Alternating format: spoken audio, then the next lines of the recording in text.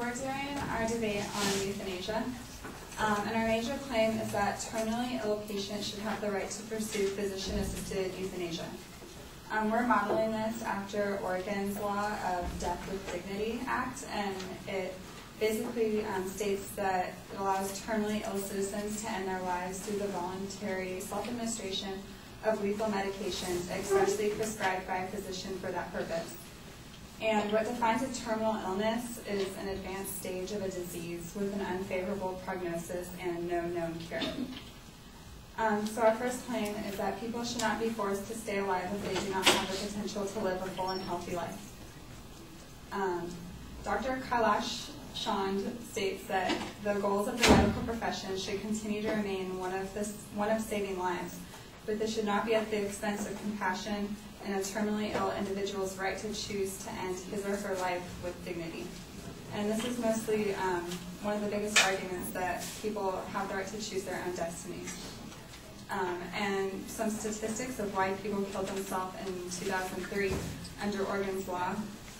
84% of patients feared losing autonomy, which is the quality of being self-governing. Most people are afraid of having other people choose their fate, or maybe dying like after they've been really sick or in pain for too long of a time. 47% of patients were concerned about losing control of their bodily functions. 37% were concerned about burdening their family or friends, mostly financially or physically. It's hard to watch people die or suffer.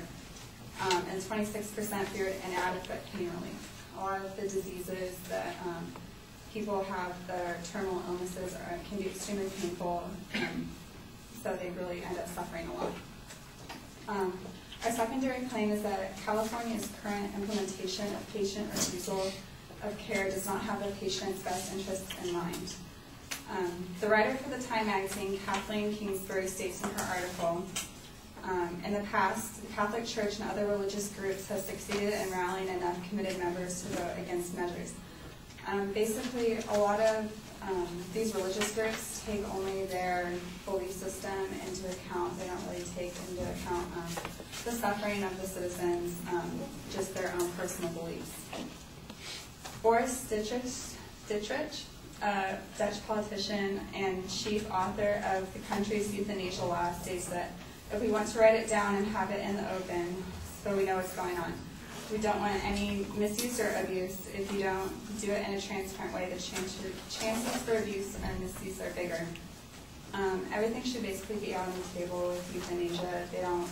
If things are out in the open, which is not really able to be used without the law in place. Like, people are going to other countries to be euthanized, so things can go horribly wrong that way.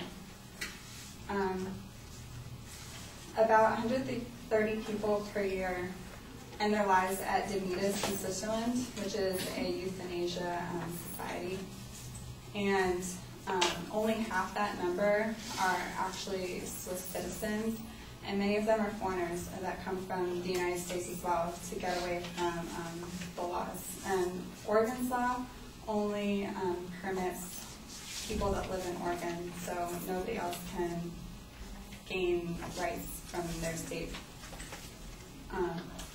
And our third claim is that where doctor-assisted euthanasia is legal, it has put people out of significant pain and granted their natural rights of life. Dr. Kailash Chand states that the only humane choice is to allow individuals who are suffering to choose to end their suffering.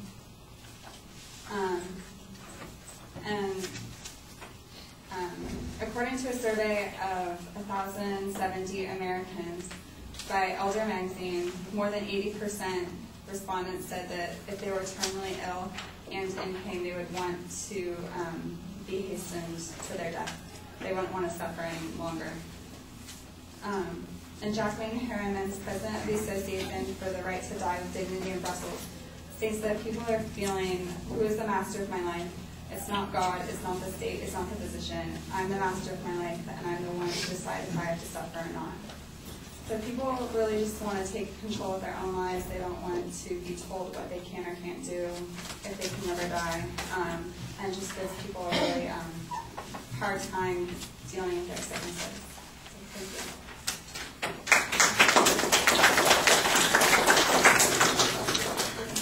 you. I think it's great that you guys want to be supportive of each